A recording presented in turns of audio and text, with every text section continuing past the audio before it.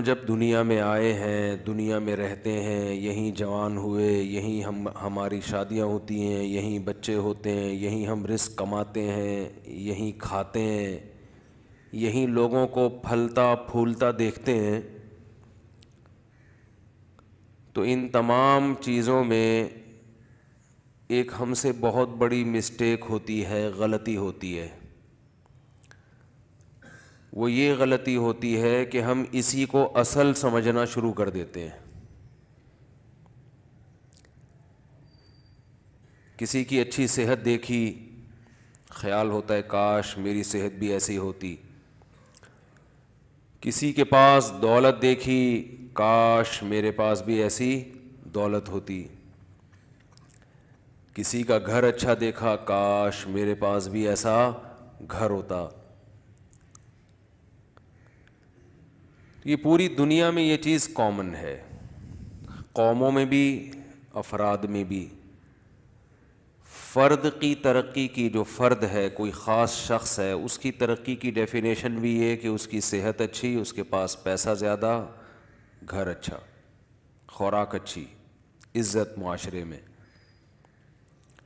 اور قوموں کا بھی یہی معیار ہے ہماری نظر میں کہ کوئی قوم معاشی لحاظ سے اسٹیبل ہے، ہیلتھ ان کی ریشو اچھا ہے کہ وہاں لوگ صحت مند زیادہ ہوتے ہیں، ان کے پاس وسائل زیادہ ہیں، تو وہ قومیں بھی کامیاب سمجھی جاتی ہیں۔ سمجھ میں آ رہی ہے بات؟ یہاں تک آسان بات ہے۔ بندہ ہو، گھر ہو، قومیں ہوں، سب کا ہماری نظر میں ایک ہی معیار ہے۔ چند چیزیں ہیں جو پوری دنیا جس کے پیچھے بھاگ رہی ہے: صحت اور معیشت۔ معاشی لحاظ سے آپ مضبوط ہوں، صحت آپ کی اچھی ہو، یہ دو چیزیں ہوں تو عزت تو گریبی میں مل ہی جاتی ہے۔ گریوی بھی تو ہوتی ہے نا کوئی چیز، عزت کا مطلب وہ کمائے بغیر بھی مل جاتی ہے، دو چیزیں اگر آپ کے پاس آ گئی ہیں۔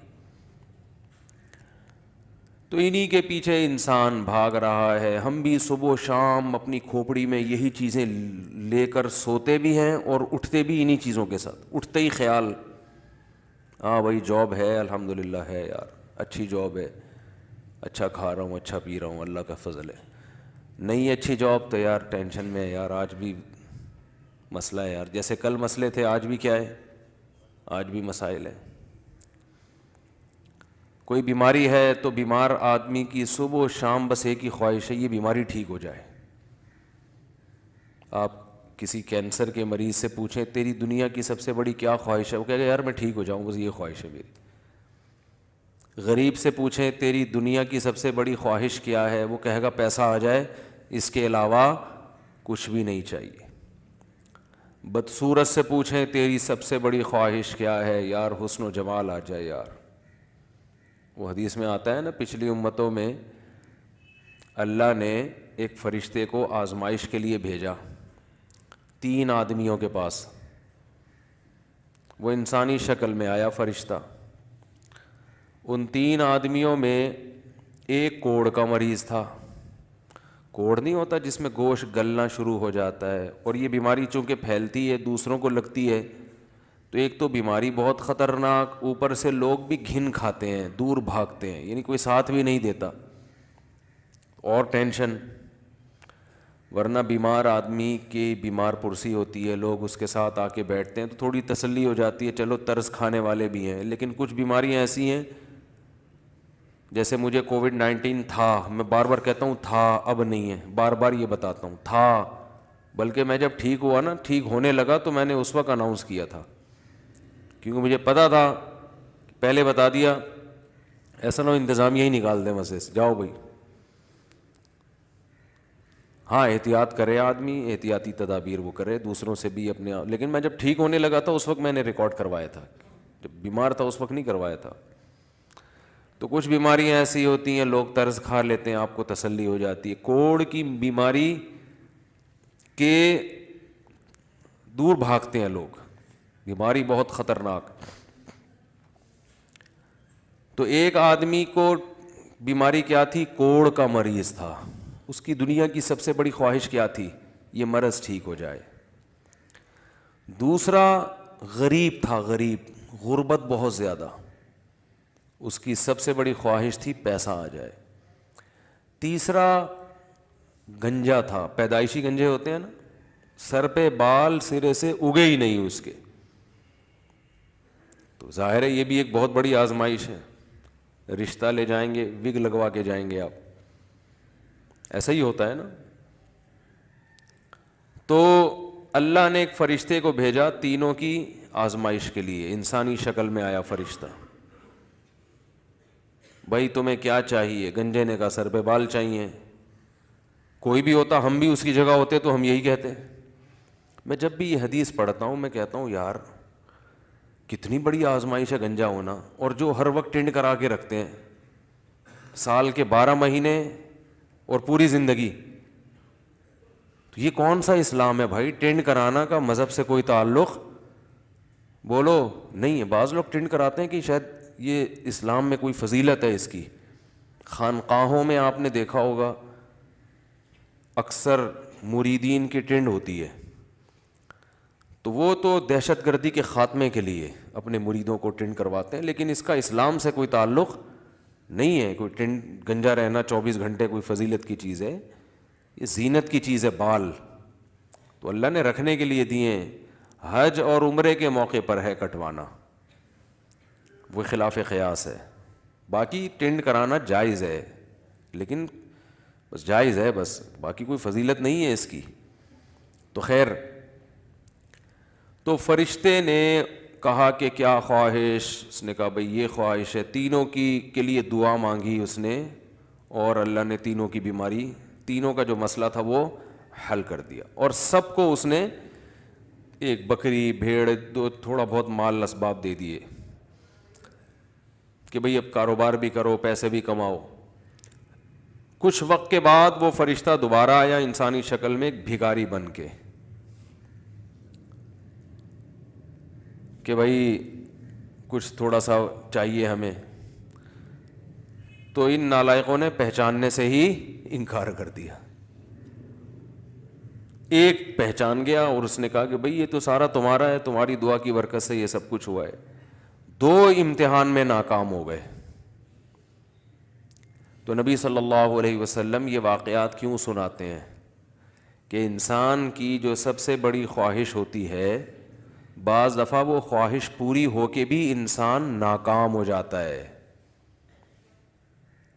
تو کامیابی اور ناکامی کا جو معیار ہے وہ خواہشات کی تکمیل نہیں ہے، بلکہ وہ یہ ہے کہ آپ کو جو نعمتیں ملی ہیں ان کی وجہ سے آپ جس آزمائش میں، امتحان میں مبتلا ہوئے ہیں، آپ اس امتحان میں کامیاب ہوتے ہیں یا نہیں ہوتے. یہ چیز غیر مسلم بولو بھائی نہیں مانتے. جن کو ہم فالو کر رہے ہیں صبح شام، گوروں کے پیچھے بھاگ رہے ہیں، وہ کہتے ہیں پیسہ آنا کامیابی ہے. اگر کامیابی ہوتی تو پیسے، جس کو پیسہ ملا وہ ناکام کیوں ہو گیا؟ قارون ناکام کیوں ہو گیا؟ اگر حکومت ملنا کامیابی ہوتی تو فرعون دنیا کا سب سے کامیاب انسان ہوتا، حالانکہ وہ دنیا کا سب سے ناکام انسان ہے. تو پوری دنیا میں یہ چیز کامن ہے، پوری دنیا میں، ہندو میں بھی، عیسائی میں بھی، مسلمانوں میں بھی، سکھوں میں بھی. صبح سے لے کے دوپہر، دوپہر سے لے کے شام، شام سے لے کے رات، رات سے لے کر صبح، صحت اچھی، پیسہ اور عزت، بس اسی کے پیچھے پاگل ہو گیا انسان. پاگل کا لفظ ہلکا ہے، باولا ہو گیا. باولا سمجھتے ہیں؟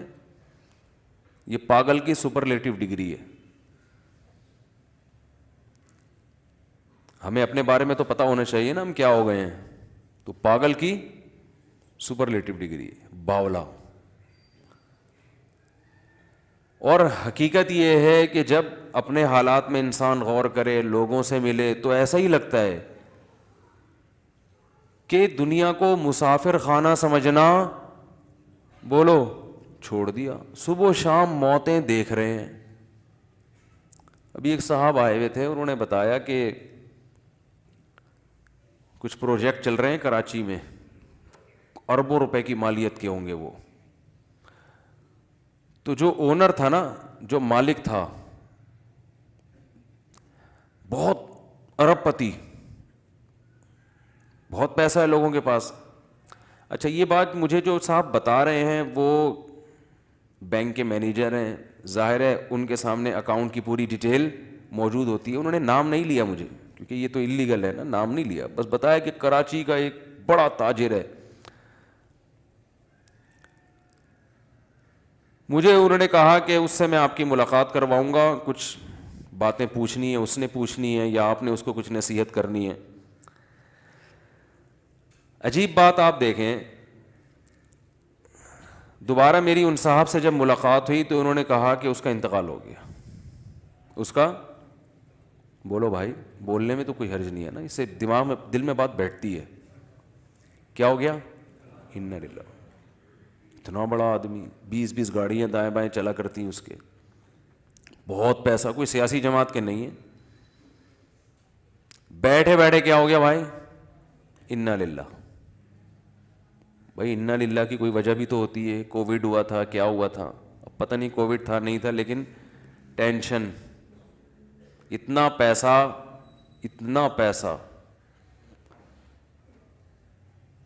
کہ جب پیسہ آتا ہے تو بڑی خاندانی بات کی انہوں نے, اور کہا گورے یہ کہتے ہیں کہ جب پیسے کا گراف بڑھتا ہے نا, اوپر جاتا ہے, تو موت کا چانس بھی اسی حساب سے, موت کا گراف بھی اسی حساب سے اوپر جاتا ہے. سمجھ رہے ہو؟